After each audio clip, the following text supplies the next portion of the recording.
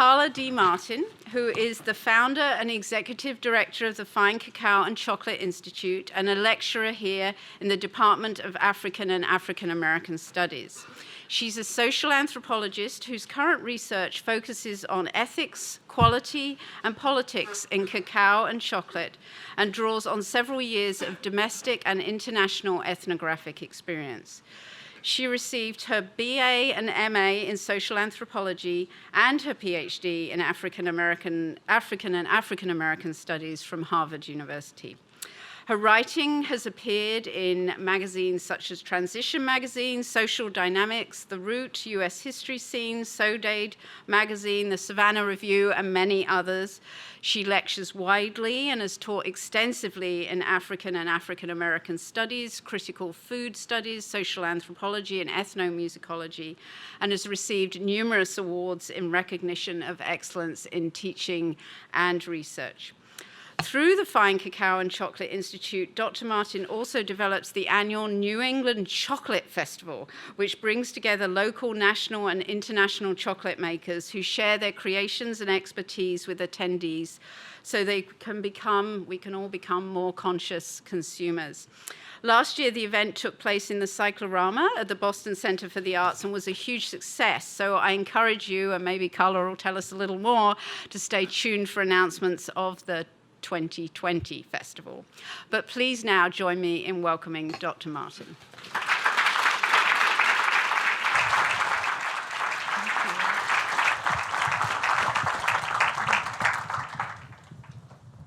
Good evening, everyone. It's an honor to be here. I'm very grateful to the Harvard Museums of Science and Culture for the invitation, and grateful to all of you for coming out to talk about and taste some chocolate with me tonight. The first thing I'd like to ask is, who here likes chocolate? If you could show me with okay. Is there anyone who doesn't like chocolate? Okay, all right, now we know who to look out for in the audience. Another question for all of you is, how many of you consider yourselves foodies? Okay, a few people. Is there anyone who identifies as a conscious eater? Yeah. How many of you would say, when asked, are you a good person? Sure, I'm a good person. I hope so. And my question within that is, does what chocolate you eat in any way affect your identification as a good person? Yeses? Okay, so some of those. So hopefully what we'll talk about tonight will shed some insight on what it has meant to have chocolate that is quote unquote good throughout the history and culture of this food that plays such an important role in our lives. And because we're now in the week of Valentine's Day, I feel it's important to mention, as a woman lecturing in front of you all, women are the primary buyers of chocolate for 51 weeks of every year. Now, women and men consume the same amount of chocolate, but men, for 1 week a year, take on the labor of purchasing the chocolate, and that is this week, which I think speaks a lot to the history of this food as something associated with romance, with aphrodisiacal properties, and also with gender divisions in how we engage with food. Okay, so as a professor who studies chocolate, who teaches about chocolate, most often I am asked, why do you study chocolate? My parents ask me this. They think I've put a con on the university to convince them to allow me to teach about this. The reason that I give people most often is that chocolate is huge. It's a really big deal, even though we think it's fun and we laugh about it. In 2018, in the United States, consumers spent $22 billion on chocolate, and they ate 5.5 kilos of chocolate per person on average. That's about 12 pounds, or the size of an adult cat. So a pretty considerable amount of chocolate. And we don't even come close to tipping the scales. The Swiss double our chocolate consumption per person every year. Now, at the same time as chocolate is particularly huge, it is also particularly unequal. And that's the side of chocolate that I'm most interested in studying. The chocolate industry is a $100 billion per year business. That means that the industry value is greater than the gross domestic product of 130 nations. And 40 to 50 million people worldwide rely on cacao for income. These are people that are primarily situated in the tropical belt around the globe, 20 degrees north and south of the equator, primarily in Africa, Latin America, and Southeast Asia. And let's take a look here to see who's doing the global production of cacao, the raw material that goes on to become chocolate, and the global consumption of chocolate. Who's eating the chocolate? You can see, if you look at the first line, 0% of the world's cacao is produced in Europe or in the US or Canada. There's a teeny tiny amount that is produced in Hawaii, and also, a few gardens that are growing it in Miami, Florida, but that's about it. The rest of the world's cacao, the vast majority of it, 72%, is being produced on the African continent, primarily in West and Central Africa. But let's then compare who's eating the chocolate. 73% of the finished chocolate products in the world are consumed in Europe, the US, and Canada. So we're eating the most chocolate while producing the absolute least cacao. And of course, if you think about where value is captured, finished products capture the most value, the most profit overall. So that means we're also capturing the most value. You can then compare this to how much chocolate the African continent consumes. Only 4% of the world's chocolate is consumed in Africa, which is the continent where people are providing the most labor and production of cacao. Beyond that, if we look at world confectionery market share, this is especially important in the week of Valentine's Day because there's a very small number of companies that produce the vast majority of chocolate that we access. These are the branded retail manufacturers, the people who make Snickers, who make Reese's peanut butter cups, who make the chocolates that we most know in the North American context. And there are 5 companies, Mars, Kraft, Nestle, Ferrero, and Hershey, that control more than 50% of this market share. There's an additional 6th company that's now taking up the lead and becoming very large. That's the Meiji company from Japan. And so we're seeing a lot of growth in the East Asian market, especially through that company, Meiji. Now, we could look at many other parts of this supply chain, and the story remains the same. This is a heavily concentrated marketplace. That means that power and wealth are likewise concentrated. When we look at where cacao is being produced, there are actually 2 countries in West Africa, Côte d'Ivoire and Ghana, that produce 60% of the world's cacao. Now, I hear a lot of people talk about things like OPEC controlling oil, or other kinds of cartels, right? That we talk about the maple syrup cartel of Canada. Now, imagine if all of the oil in the world was being produced by only 2 countries, the kind of political significance that that would have. And this has a big impact on what's possible in the supply chain in cacao. It also has a big impact on farmer livelihoods. 3 years ago, there were 2 very good weeks of rain in Côte d'Ivoire. And what happened is that more cacao fruit was blossoming, was ripening on the trees of cacao in that country, to the tune of an extra 100, even 200,000 metric tons of cacao that were being produced, more than any of the buyers of cacao globally were ready to purchase. What happened is that entire truckloads filled with shipping containers on the back of trucks, they hold about 25 metric tons of cacao each. They're massive. Sat in the streets of the city of Abidjan, the capital city of Côte d'Ivoire, rotting. The Ivorian government relies so heavily on income from cacao that they were unable to pay their staff or their functionaries. The Ivorian military mutinied. And the global price of cacao around the world dropped precipitously. It has not actually recovered even since. And that's the strength, the significance of this concentration in the marketplace. It makes us wonder a lot, what does it mean to be a moral actor, to think about goodness in this kind of supply chain, this context? Now, when we look at the profit share of chocolate, this is what it looks like. Imagine that this is a 100% profit chart. here depicted as a chocolate bar. You can see the largest amount of the profits are captured by retail and supermarket margins. Again, that's where chocolate is being consumed. A lot of the budget here goes to marketing. It goes to production costs, the actual transforming of cacao, the raw material, into finished chocolate. And then if you look on the far left of the screen, you'll see that only 3%, more or less, of the profit share goes to cacao farmers, the people producing the raw materials. So that's what I mean when I say that there's a big inequality between consumption and production in this supply chain. And it's a growing inequality.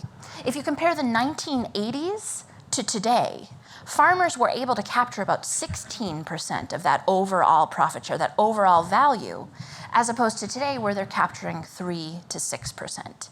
If I had the time, I could detail the many different scenarios that involved deregulation, the growth of new pioneering or frontiers in cacao production around the world, the ways in which large chocolate companies pressured against the control of cacao prices in the 1980s and 1990s. There were many different things that happened to cause this. But essentially what happened is human beings made decisions that designed this supply chain to operate in such a way that the profit share that was the smallest was making its way to cacao farmers. Now, in order to better understand cacao and chocolate, we actually need to draw on research insights from many different fields. We look at things like ethnobotany, the relationship between human beings and plants, history, anthropology, genetics, agronomy, microbiology, even industrial manufacturing. And so you'll see threads of this throughout my talk tonight. All of these different things require our understanding in order to really understand what is goodness in relation to chocolate. If you look here on the map, you can see where cacao was born as a plant. Cacao was born in this orange circle, which is the Amazon River Basin. That is the genetic home of the plant of cacao. What's interesting about cacao, however, is that there are two other places, southern Ecuador and Central America and Mexico, historically called Mesoamerica, that were important to the development of a culture around cacao and chocolate. And they had very strict beliefs around what goodness was in relation to cacao and chocolate, and I'll talk about that now. You can see the way that we study this history. In part, we look at written documents. On the left-hand side here, you see the Dresden Codex. This is written with Maya hieroglyphs, the Maya writing system, and it refers to the way in which different gods were associated by the Maya with important foods of the Maya people. There was a god of maize. The god of maize was often depicted also with cacao, because cacao was such an important tree and a crop in the areas where many Maya lived. You can also see this example here, the Popol Vuh on the right. This is a colonial document that talks about the Maya origin myth from a particular area that was being studied, where the Maya people actually believed that their bodies were born of the foods that they most consumed. And two of the most important foods for them were maize or corn and cacao. This is part of how we study this. Now you can see this spiritual linkage with cacao was part of early beliefs about cacao's goodness. Beyond that, we have the archaeological record. And we're here right next to the Peabody Museum of Harvard, which actually has some of the finest collections related to cacao in the world. This example here is called the Rio Azul cacao funerary vessel. This was buried with a nobleman in what is today Gautemala between 455 and 465, the Common Era. And through the archaeological study of this vessel, we know that it contained cacao in some form.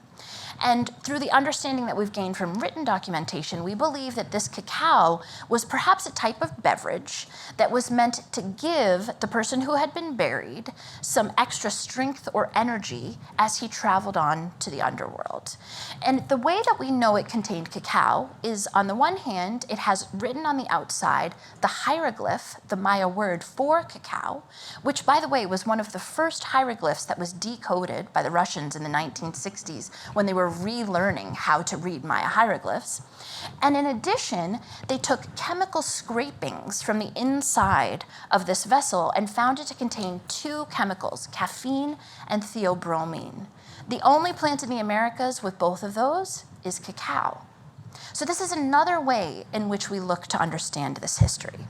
You can also see this one, the Maya Princeton vase. It gives you a hint as to who owns it.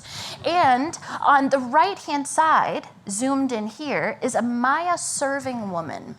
And can anyone guess what it is that she's doing? Yeah, she's pouring a beverage. In this case, it's a cacao-based beverage from one vessel to another.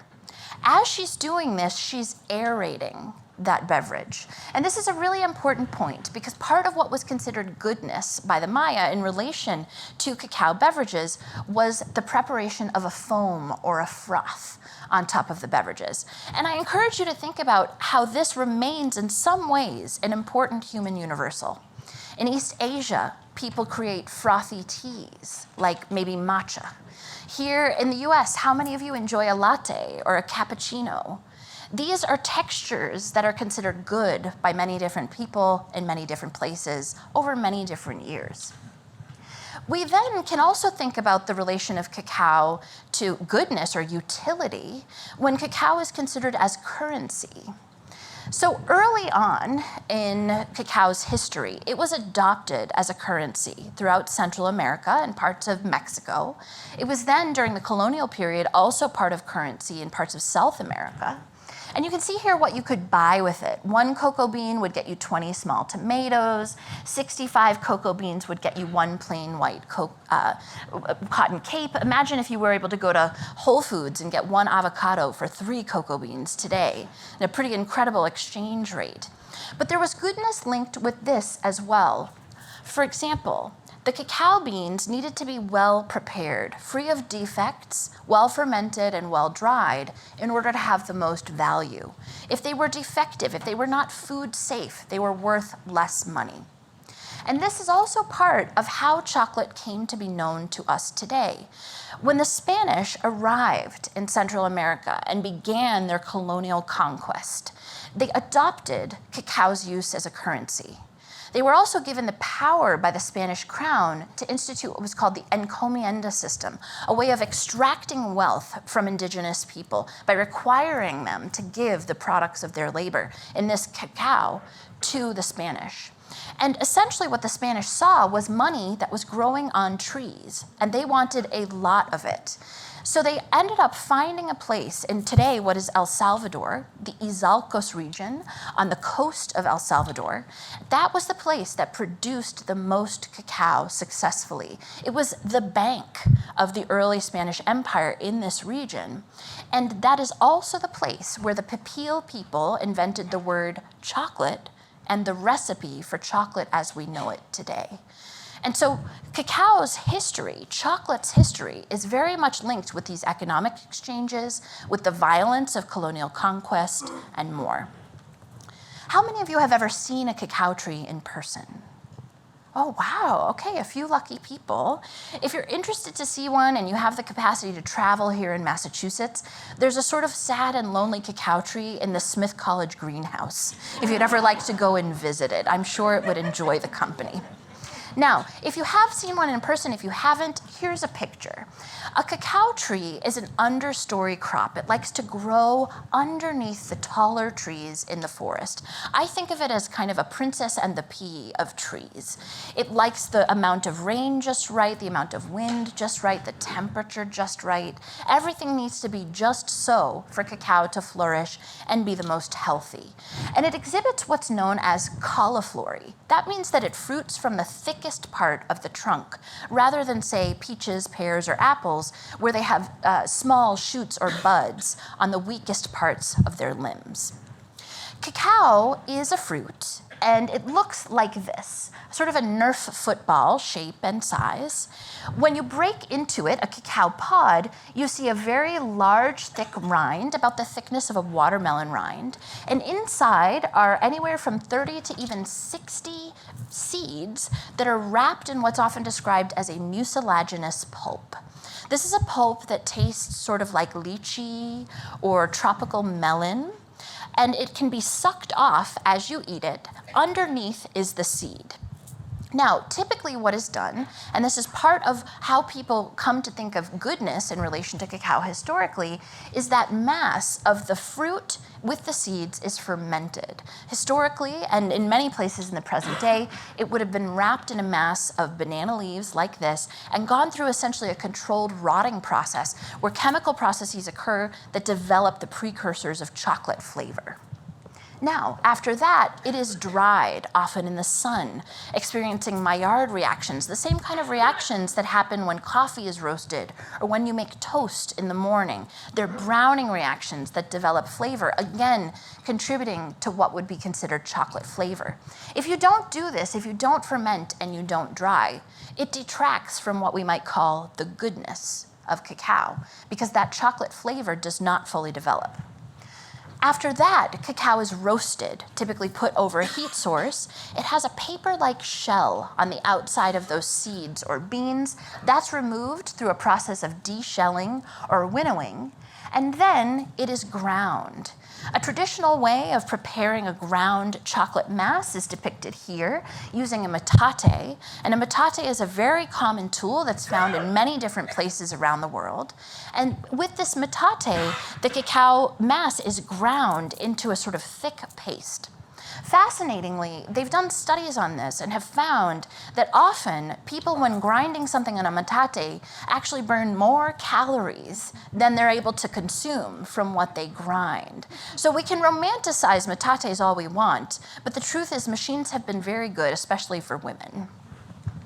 Now, when it comes to goodness in cacao and chocolate, it has also not always been assumed that these things were good. Take this example from one of my favorite historical jerks, Girolamo Benzoni. He was an incredibly rude Italian who went to present-day Nicaragua, was offered chocolate by many, and rejected it. He said, chocolate, seemed more a drink for pigs than a drink for humanity. I was in this country for more than a year and never wanted to taste it. And whenever I passed a settlement, some Indian would offer me a drink of it and would be amazed when I would not accept, going away laughing. But then, as there was a shortage of wine, so as not to be always drinking water, I did like the others. The taste is somewhat bitter. It satisfies and refreshes the body, but does not inebriate. And it is the best and most expensive merchandise, according to the Indians of that country. So here is someone who early on was convinced that chocolate was the opposite of good, and then came to be accustomed to it over time. And you can see here, he says, well, it has a sort of satisfying, refreshing quality to it. He may be referring to the humoral system of the body and the way that he felt it impacted his health. But chocolate, as we know, also has a stimulant quality to it. And so this is something that he would have experienced upon consuming it. And then finally, he's saying another thing that makes it seem good to him is that it's expensive. We can see other examples here from the colonial period. This is a French text that in a very stereotypical fashion brings together the early drug crops, as we call them in academia. These are all things that are meant to stimulate: coffee, tea, and chocolate. And here they are depicted with stereotypical images of the indigenous people who would have been preparing these and making them accessible to Europeans. You can also then see in colonial North America, Samuel Sewall, famously one of the founding fathers of Massachusetts, wrote in his diary in 1697, I wait on the lieutenant governor at Dorchester, and there meet with Mr. Torrey. We breakfast together on venison and chocolate. I said, Massachusetts and Mexico meet at his honor's table. And so this is the early sort of eat local movement at work. It's the equivalent of saying, my bok choy comes from such and such, like we would if we go shop at Whole Foods. But what I find fascinating about this is, were we to have a breakfast of venison and chocolate today, We may be able to say where our venison came from, but the chances that we could identify an origin for our chocolate are relatively small. And that's because in the space of just over 300 years, people went from being able to identify where their chocolate come from to actually consuming anonymous chocolate, chocolate that had been in other ways distanced from its origin. And we'll talk about how that happened in just a moment. We can also see some examples of early colonial interventions in material culture that referred to what people thought of as a goodness in relation to chocolate. What people often like to do with food is hierarchicalize it. They like to snobify food. And we all do this in different ways. You can see on the left here, a Spanish manzarina. This is a saucer that has a cup holder attached to it. A cup of thick drinking chocolate would be placed in the saucer, and wealthy elites at parties in Spain would go and drink. And let's say they were infirm and their hands shook, or they were slightly inebriated. They could slurp away at this drink without spilling onto their fancy clothing. We also have this example, the French silver chocolatier. This is an incredibly important way historically for people to safeguard their wealth. They melt their silver into something that they keep in their home and that they could then melt down if they needed to dispose of that wealth or use it in some way. It's also a great way to show off to your friends. You have your friends come over, you take out your chocolatier, you prepare a chocolate drink for them in it, and you're displaying your status and your wealth to the people visiting your home. You can see here an example from France in 1768. This is called the cup of chocolate, where a wealthy group of people are consuming chocolate. This is just a couple of decades before the French Revolution and the guillotines. A way that people were enjoying chocolate was heavily elite. Louis XVI and Marie Antoinette consumed chocolate with breakfast every morning. It was actually prescribed to them by a royal pharmacist who prepared it for health purposes. Another way in which people thought of chocolate as good or something that was important for the elite to consume. We also have examples of the growing democratization of chocolate with the growth of a mercantile class around the world. Throughout the 1700s in particular, British and colonial American coffee and chocolate houses became very popular. Right here in the Boston area, there was one of the first in what would become the United States, right near Boston Common, where a chocolate and coffee house was set up for people to go and enjoy these stimulant beverages. Primarily men would attend these. It was much later on that women were allowed to go and enjoy tea at tea houses. But coffee and chocolate houses were seen as a threat to the royal crown in many places because people of the mercantile class, the people with the guillotines, would go and speak about dangerous ideas like democracy together at these places. That was another way in which chocolate came to be a part of the social life of how we thought about the broad political themes that we see in history. We can also look at things like sugar consumption, because of course chocolate is often more a vehicle for sugar than a large amount of chocolate content itself.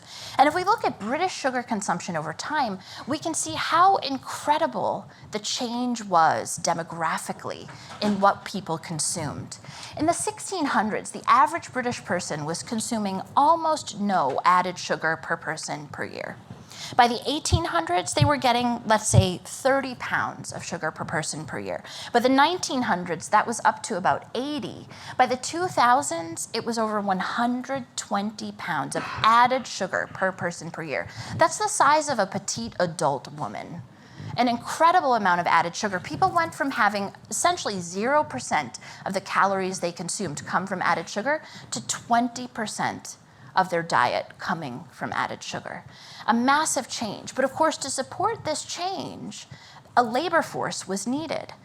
And the transatlantic slave trade, the enslavement of 12 to 15 million Africans over a period of centuries to develop and produce these drug crops, think tobacco, tea, coffee, cacao, sugar, rum, these things that stimulate and inebriate, was an enormously important part of developing all of this and calls into question very much what goodness means when a crop becomes democratized at such an incredible expense to the rights of other human beings. We also see with the transatlantic slave trade the development of global trade and the capitalist system. You can see people were taken from West and Central Africa as chattel, as the property, as false commodities belonging to others. They were put to work in the Americas to grow these different commodities. Those commodities were then sent to North America, to Europe, where they were turned into manufactured goods, into luxuries, and then sent all around the world again to be sold. This led to the global expansion of cacao growing. And what happened is that cacao moved from its roots in the Mesoamerican part of the world throughout West, Central, and East Africa, and then around the globe in the other direction to South and Southeast Asia. This also contributed to people's conflicting views of what goodness was in relation to cacao. The Maya people then, and even today, lamented and continue to lament the loss of quality that was experienced as cacao, the crop, moved to be grown by people who didn't know what they were doing. I find this fascinating because among the chocolate geeks of the world, Venezuela is considered one of the finest places to get cacao in the present day. But we have incredible examples from the Maya lamenting during the early colonial period the horrible treatment of cacao by the Venezuelans. Another question as to what goodness was or is in this space. And of course, then we can compare this with contemporary supply chain pathways and the way in which cacao makes its way around the world, that profound inequality between production and consumption that I mentioned earlier. Now, in order to allow for cacao to have this democratization, chocolate needed to become much more widespread. And part of the way in which it became more widespread was through the mechanization of grinding. And what you see here, of course, is a traditional metate on the left, and this is a more contemporary, but still vintage or antique type of mélangeur, an automated, mechanized grinder that would produce the chocolate liquor that previously it was required to produce via a metate. Now, I can't give you exact examples of what this chocolate would have tasted like, but we're very lucky here in the Boston area to have an example of a traditionally stone ground chocolate from Taza Chocolate. And I'd like you to reach into the cups that you have in front of you. You'll find a triangular shaped piece.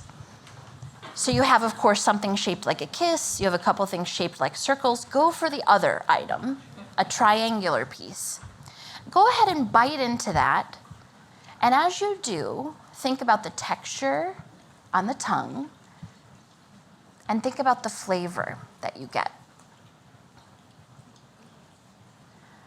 Is there one word that comes to mind for this texture? Gritty. Correct, yeah, it's gritty. The reason for that is that the particle size in this case is measured in microns. The particle size is large enough that your mouth can recognize it. If it were smaller, your mouth could not feel the individual particles in the way that you do in this particular piece of chocolate that you're having. Now, this is a 70% dark chocolate bar. The only two ingredients are the cacao, that's the 70%, and then the 30% is sugar. And as you taste it, you may actually feel some sugar particles sort of bursting on your tongue. And that's because the way this has been produced, those particles have not been sort of equitably distributed throughout the mass of the chocolate. That comes with a later technology that was developed.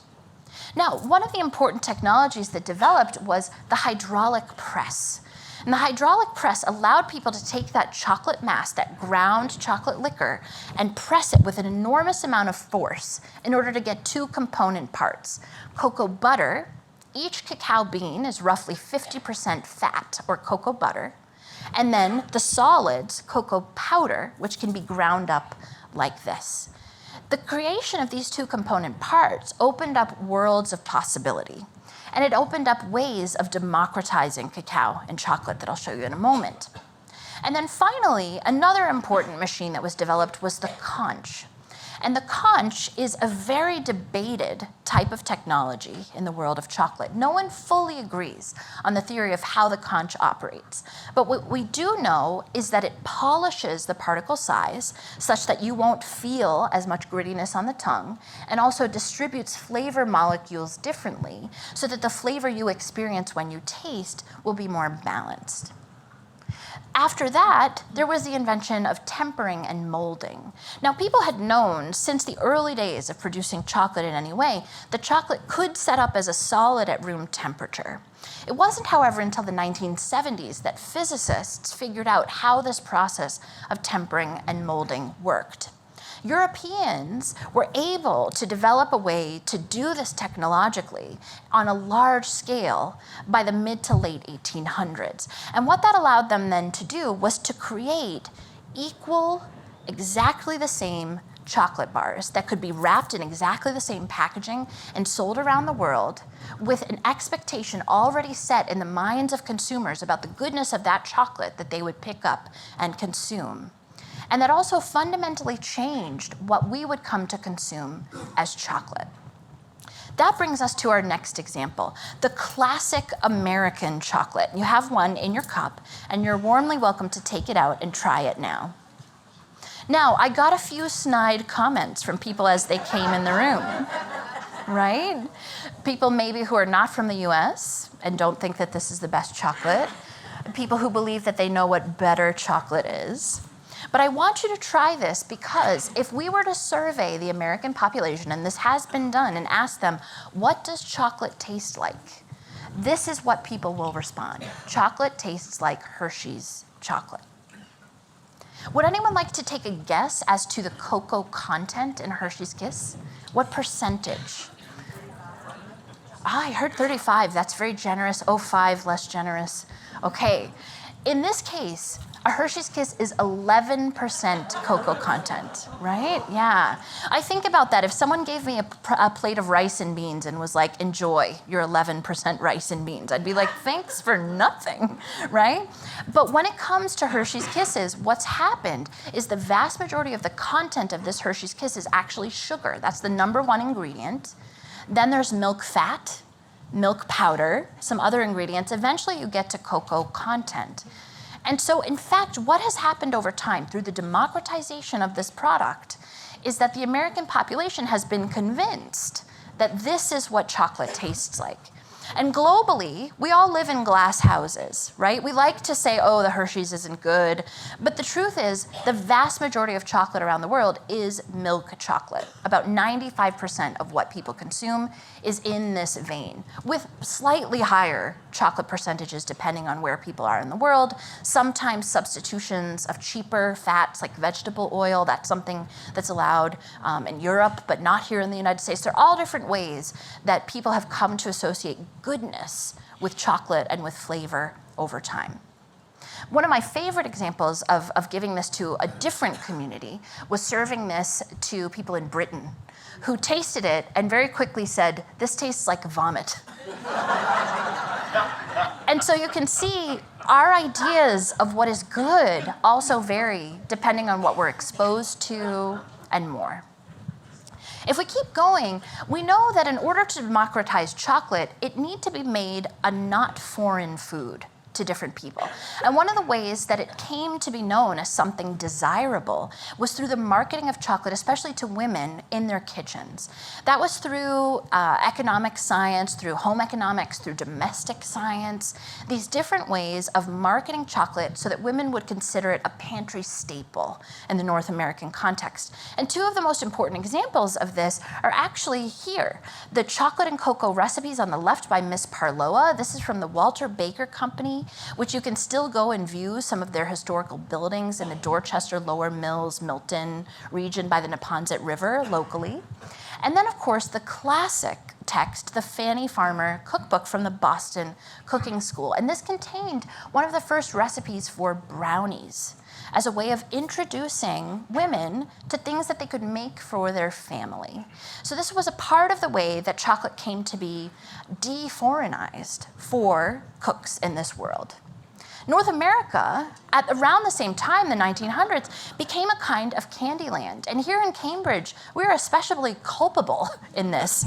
Companies like Royal, Cole, Haviland, Liberty, Schrafft's, Necco, many of these started as individual family-run companies. They were producing confections like Junior Mints, Charleston Chews, Sugar Daddies, Necco wafers, and Tootsie Rolls on Candy Row in Area 4 neighborhood of Cambridge. Even today, if you go to Main Street in Cambridge, just down the street from Craigie-on-Main, the Tootsie Roll factory is still there, and on a hot and humid summer evening, it smells like Tootsie Rolls.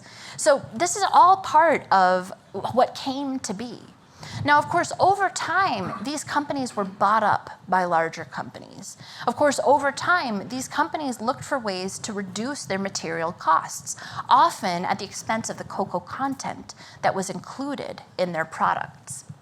And this was through the process of industrialization. Those big 5 companies that I mentioned before, Cadbury, Nestle, Ferrero, Hershey's, and Mars, all also family names, individual family-run companies to begin. Some of them still. The Ferrero family heir is worth $32 billion today. The Hershey's, the Mars are worth $72 billion. Talk about guillotines, especially in an industry that is so heavily unequal like it is today. These have become massive multinational corporations that are collecting enormous amounts of wealth from the trade of chocolate.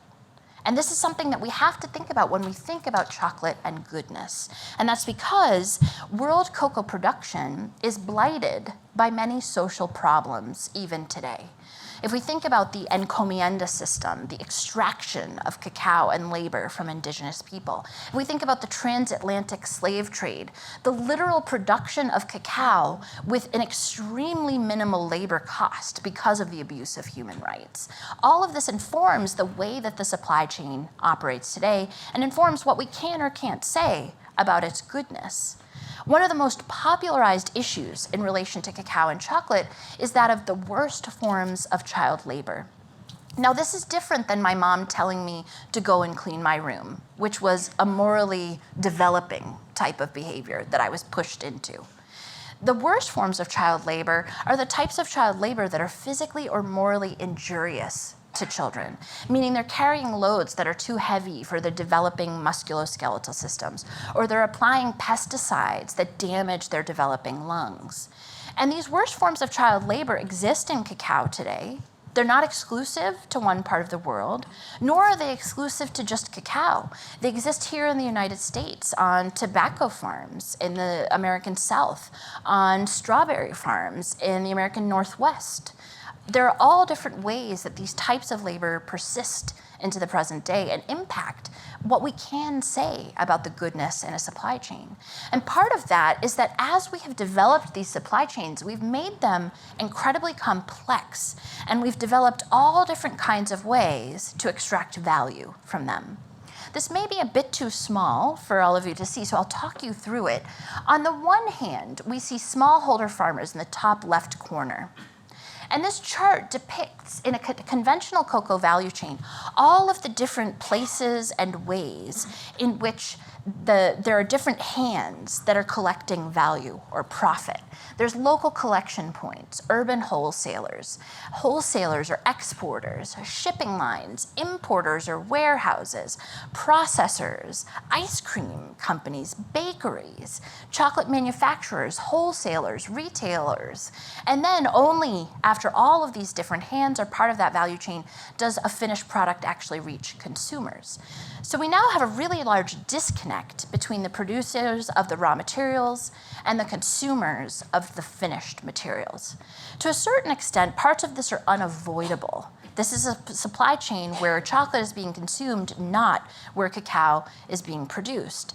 But it's also a very complex part of the way that we as human beings have designed this supply chain.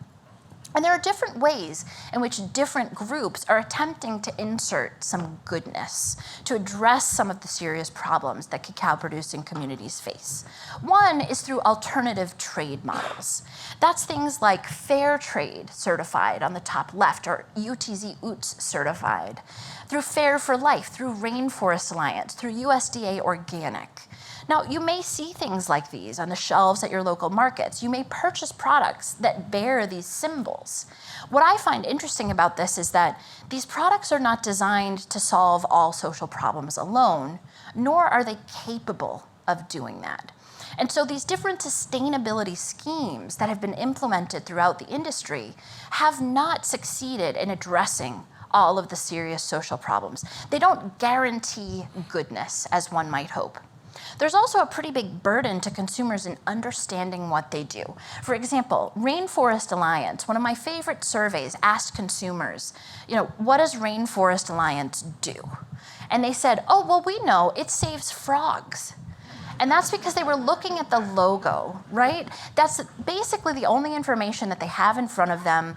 Were they to go to one of these complicated websites for these sustainability schemes and try to understand, it puts a large burden on consumers in that moment of when they're purchasing something to decide what goodness is in relation to that product. Now, beyond that, there's been another way of approaching goodness, and that has to do more with flavor goodness than, let's say, social, environmental, or economic goodness. And that started in many ways with the Europeans. The Europeans who often believe that they have a sort of savoir faire when it comes to chocolate, and that they build companies that are built to last in the chocolate industry. A couple of examples, Chocolat Bonat and Bernachon. These are heritage chocolate companies in the Lyon region of France. Of course, Lyon being the birthplace of gourmet cuisine in many people's minds. And these are companies that have, for generations now, built relationships with cacao producers and produced Grand Cru, or single origin, terroir-based chocolates that claim a different value proposition. They say, we're getting you better tasting cacao, sourced with better relationships with producers. Therefore, you get better chocolate and should pay more for it. Other companies in this space are Valrhona and Domori. Now, this really came to a head in about the 1970s and 1980s when companies in this space started competing with one another to do things like single origin chocolate. That's a very kind of wishy-washy term, but it might mean that they're saying this comes from Brazil, or this comes from one particular region of Madagascar. They were also doing things like single estate chocolate, partnering with single farms or more. It was very much part of the overall explosion of interest in terroir, in Grand Cru, and with wine, which of course the French believed to be theirs is the best in the world. They wanted to do the same in chocolate. The North Americans were not to be outdone, and they copied this, but in their own way, with their own spin. The company Scharfenberger in the Bay Area of California in the 1990s, they also had a history in the wine business, and they said, we could do chocolate kind of like we do wine. Scharfenberger is now owned by Hershey's. De Vries Chocolate, another really important historical maker in this space, made very small-scale production of chocolate. But the idea was to take a cacao, a raw material, at its finest, and let that flavor sing to an audience of tasters. And in so doing, change the way that cacao was traded, change the notion of what was goodness, both in flavor and in sourcing of cacao and chocolate. And locally, we're very lucky. We have multiple companies that are doing similar things. Taza Chocolate, which you've already tasted, Somerville Chocolate, Good Now Farms Chocolate, and Choco Spice. And that brings me to my next sample, which you also have in your cup. It should be the third one that you have. This is, you actually have two. They're exactly the same, but please enjoy one. Save the other for later if you'd like. This is chocolate that is cacao grown in Ecuador and then made by Ecuadorians in Ecuador. A change in the production and consumption inequality, because here the cacao producers are directly linked with the company that then produces the chocolate in the same country, capturing more of that value within the country. This is 56% cocoa content, and it's from a company called República del Cacao Interesting, República del Cacao is now owned by the same parent company that owns Valrhona, a large French company in this space. So you can see that even as these companies are doing things, República del Cacao, for example, is a B corporation. They are changing the way of the status quo of the cacao and chocolate business, but they're still part of the overall confectionery scheme that exists in the world. Do you like this one? Oh, good. I'm glad. We'll let them know. I'm sure they'll be pleased. Now, what has happened as all of this has developed is that more than ever before, chocolate, especially when chocolate is imbued with goodness, whether that be social, environmental, or economic perceived goodness, or the perceived goodness of flavor, is being linked within the experience economy. Now, companies actually advertise their chocolate. This is Stéphane Bonnat of Chocolat Bonnat, that historical French company. Here he is posing with the indigenous growers of cacao in one of the places that he sources. This is part of how they market. They say, we went and we literally met the people who grow the cacao, whether or not they're named. Now, they also have examples like this, or this, the top right or the bottom right.